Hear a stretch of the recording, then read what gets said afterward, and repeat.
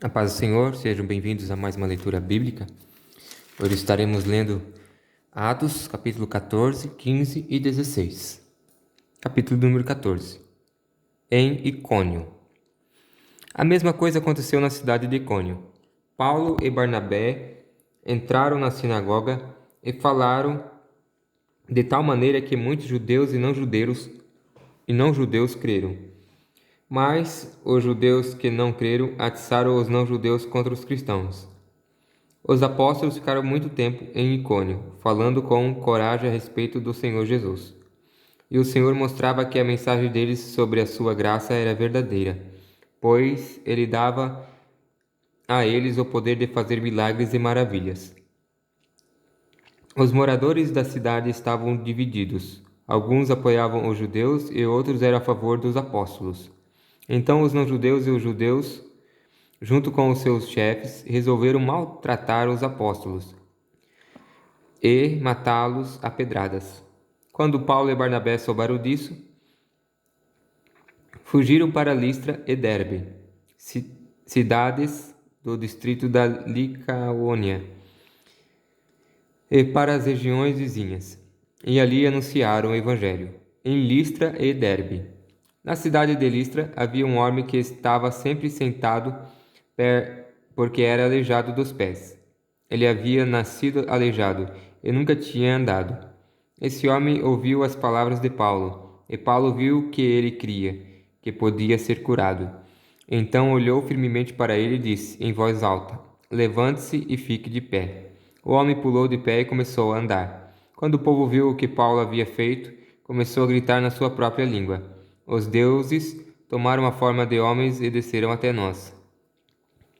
Eles deram o nome de Júpiter a Barnabé e o de Mercúrio a Paulo, porque era Paulo quem falava. O templo de Júpiter ficava na entrada da cidade, e o sacerdote desse deus trouxe bois e coroas de flores para o portão da cidade. Ele e o povo queriam matar os animais numa cerimônia religiosa e oferecê-los em sacrifício a Barnabé e a Paulo.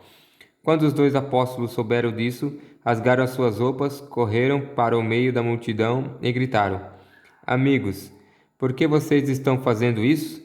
Nós somos apenas seres humanos, como vocês. Então, estamos aqui anunciando o Evangelho a vocês, para que abandonem essas coisas que não servem para nada. Convertam-se ao Deus vivo, que fez o céu, a terra, o mar e tudo o que existe neles. No passado, Deus deixou que todos os povos andassem seus próprios caminhos. Mas Deus sempre mostra quem Ele é por meio das coisas boas que faz. É Ele quem manda as chuvas do céu e as colheitas no tempo certo. É Ele quem dá também alimento para vocês e enche o coração de vocês de alegria. Mesmo depois de terem dito isso, os apóstolos tiveram muita dificuldade para evitar que o povo matasse os animais em sacrifício a eles. Alguns judeus que tinham vindo das cidades de Antioquia e de Icônio conseguiram o apoio da multidão. Apedrejaram Paulo e o arrastaram para fora da cidade, porque pensavam que ele tinha morrido. Mas, quando os cristãos se ajuntaram em volta dele, ele se levantou e entrou na cidade de novo. E no dia seguinte, Paulo e Barnabé partiram para a cidade de Derbe. A volta para Antioquia da Síria. Paulo e Barnabé anunciaram o evangelho em Derbe, e muitos moradores daquela cidade se tornaram seguidores de Jesus. Depois voltaram para as cidades de Listra, Icônio e Antioquia da Pisídia. Eles animavam os cristãos e lhes davam coragem para ficar firmes na fé.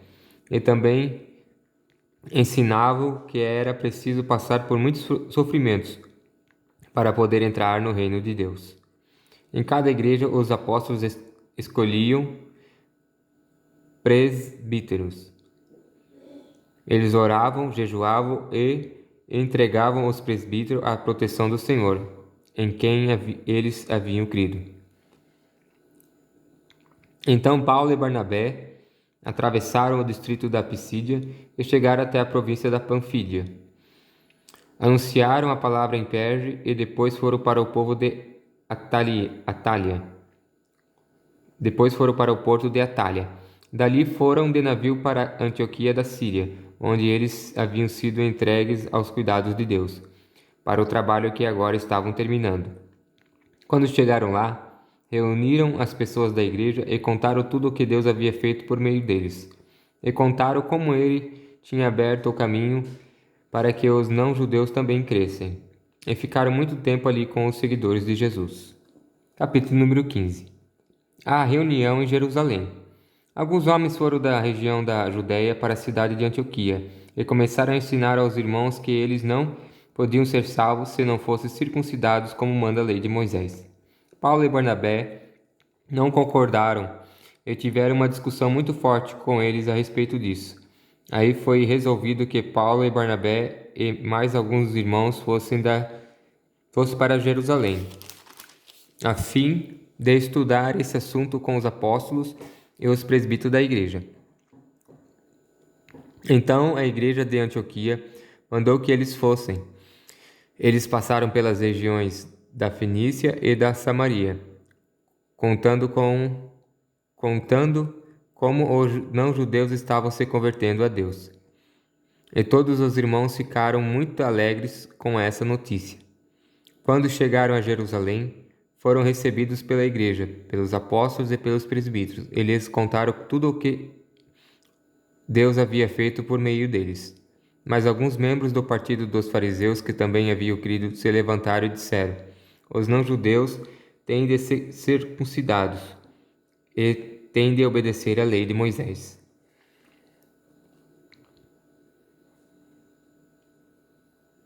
Então os apóstolos e os presbíteros se reuniram para estudar o assunto. Depois de muita discussão, Pedro se levantou e disse: meus irmãos, vocês sabem que há muito tempo Deus me escolheu entre vocês para anunciar o evangelho aos não-judeus, a fim de que eles pudessem ouvir e crer. E Deus, que conhece o coração de todos, mostrou que aceita os não-judeus, pois deu o Espírito Santo também a eles, e assim como tinha dado a nós. Deus não fez nenhuma diferença entre nós e eles. Ele perdoou os pecados deles porque eles creram. Então, por que é que vocês estão querendo pôr Deus à prova? Colocando uma carga nas costas dos que agora estão crendo? E essa carga nem nós, nem os nossos antepassados puderam carregar. Pelo contrário, por meio da graça do Senhor Jesus, nós judeus cremos e somos salvos, do mesmo modo que os não-judeus. Então todos os que estavam ali ficaram calados e escutaram Barnabé e Paulo contarem todos os milagres e maravilhas que Deus tinha feito por meio deles entre os não-judeus. Quando eles terminaram de falar, Tiago disse: meus irmãos, escutem.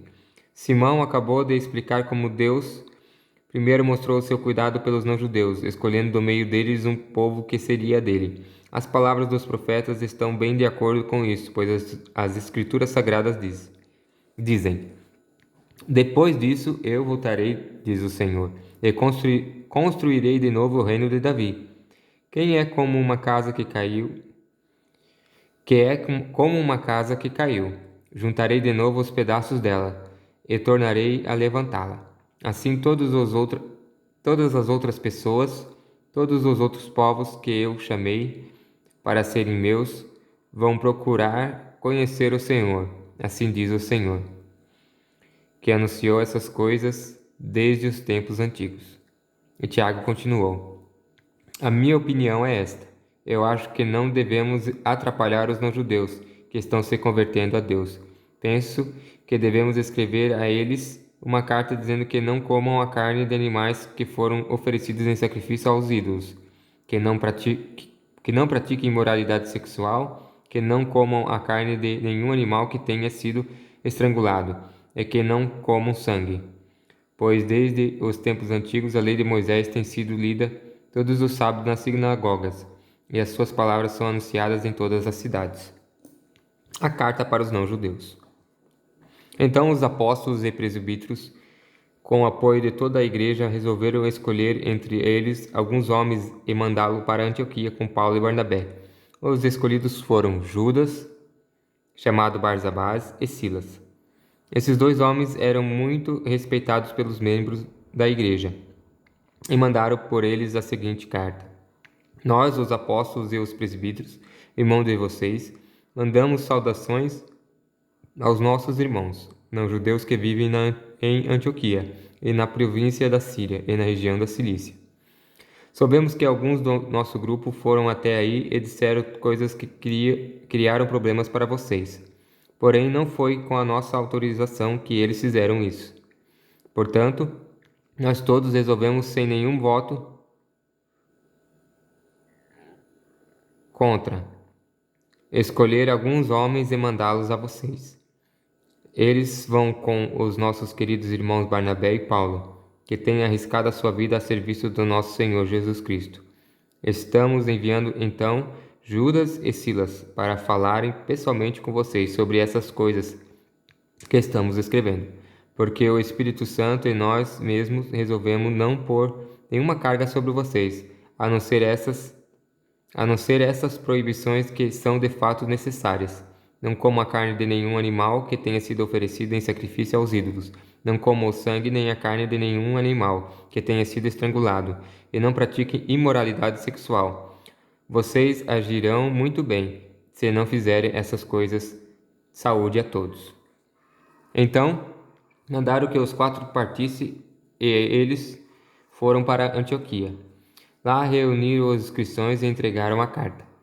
Quando esses a leram, ficaram muito alegres com as palavras de ânimo que havia nela. Judas e Silas, que eram profetas, falaram muito com os irmãos, dando-lhes assim ânimo e força. Eles passaram algum tempo ali, e depois os irmãos, fazendo votos de boa viagem, os mandaram de volta para aqueles que os tinham enviado. Porém, Silas achou melhor ficar ali. Mas Paulo e Barnabé ficaram algum tempo em Antioquia. Eles e muitos outros cristãos ensinavam e anunciavam a palavra do Senhor. A segunda viagem missionária de Paulo. Paulo e Barnabé se separam. Algum tempo depois, Paulo disse a Barnabé: Vamos voltar e visitar os irmãos em todas as cidades onde já anunciamos a palavra do Senhor. Vamos ver se eles estão bem. Barnabé queria levar João Marcos, porém Paulo não queria, pois Marcos não tinha ficado com eles até o fim da primeira viagem missionária, mas os havia deixado na província da Panfilha. Por isso, eles tiveram uma discussão tão forte que se separaram. Barnabé levou João Marcos consigo e embarcou para a ilha de Chipre, enquanto que Paulo escolheu Silas e seguiu viagem, depois que os irmãos o entregaram aos cuidados do Senhor. E Paulo atravessou a província da Síria e a região de Cilícia, dando forças às igrejas. Capítulo de número 16. Timóteo acompanha Paulo e Silas. Paulo chegou às cidades de Derbe e Listra. Em Listra morava um cristão chamado Timóteo. A mãe dele, uma cristã, era da raça dos judeus, mas o pai dele não era judeu. Todos os irmãos que moravam em Listra e Icônio falavam bem de Timóteo. Paulo quis levá-lo consigo e por isso o circuncidou, pois todos os judeus que moravam naqueles lugares sabiam que o pai de Timóteo não era judeu. Nas cidades por onde passavam, eles diziam aos cristãos quais as decisões que tinham sido tomadas pelos apóstolos e pelos presbíteros da igreja de Jerusalém, e aconselhavam que eles obedecessem a essas decisões. Assim as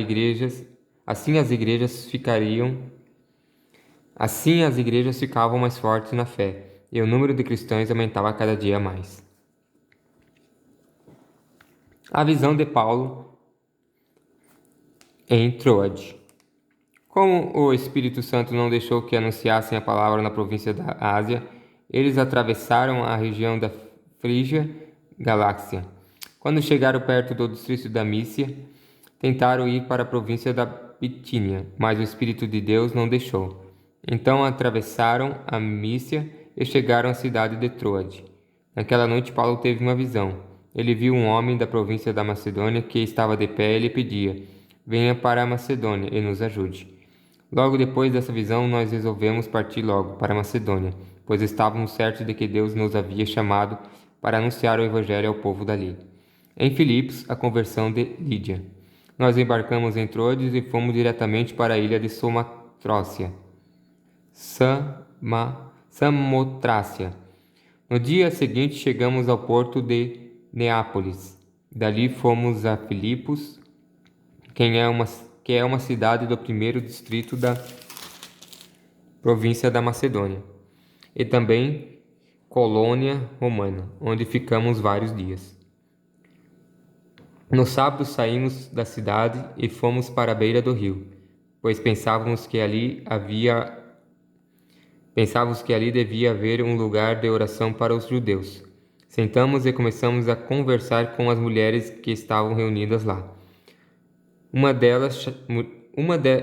daquelas mulheres que estava ouvindo era Lídia, uma vendedora de púrpura da cidade de Tiatira. Ela adorava a Deus e o Senhor abriu a mente dela para que compreendesse o que Paulo dizia. Ela e as pessoas da sua casa foram batizadas. Depois Lídia nos convidou dizendo: "Venham ficar na minha casa, se é que vocês acham que de fato eu creio no Senhor." Assim ela nos convenceu a ficar na casa dela. Na cadeia de Filipos. Certo dia,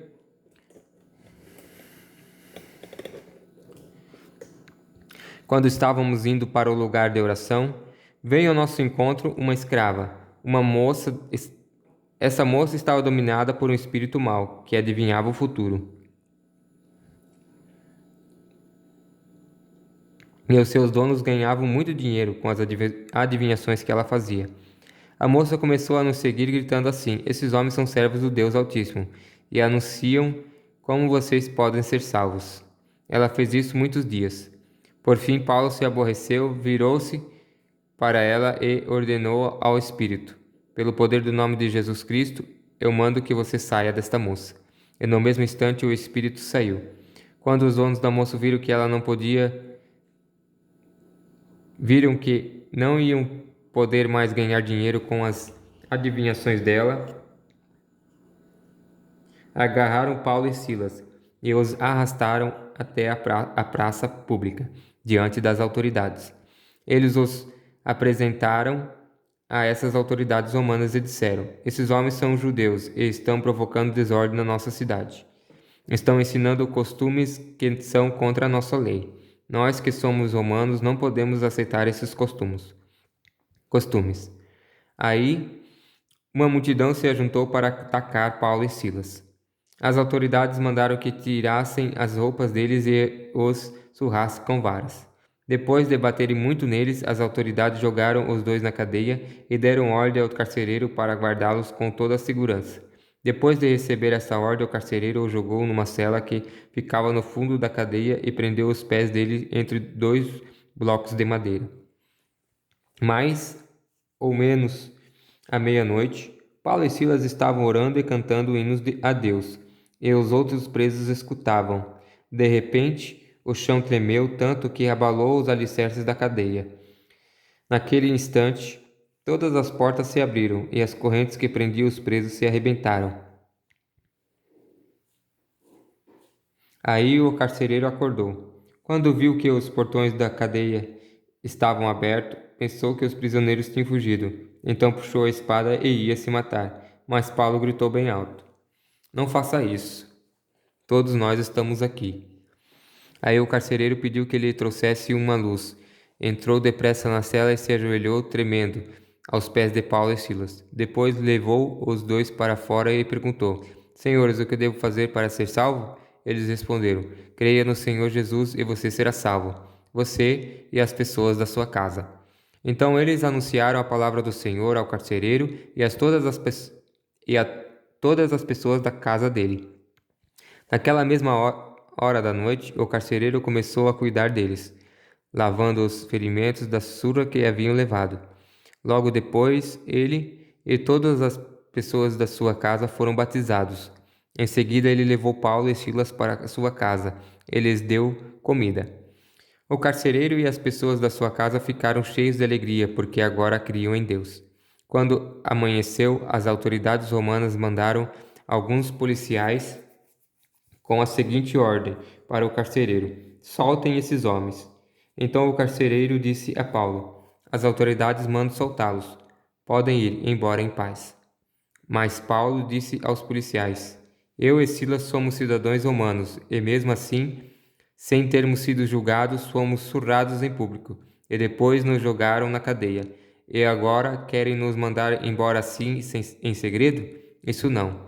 Que as próprias autoridades romanas venham aqui e nos soltem. Os policiais foram contar às autoridades romanas o que Paulo tinha dito. Quando as autoridades souberam que Paulo e Silas eram cidadãos romanos, ficaram com medo e foram lhes pedir desculpa. Então, os tiraram da prisão e pediram que fossem embora da cidade. Paulo e Silas saíram da cadeia e foram para a casa de Lídia. Ali encontraram-se com os irmãos, animaram a todos e depois foram embora. Essa foi a leitura de hoje. A paz do Senhor.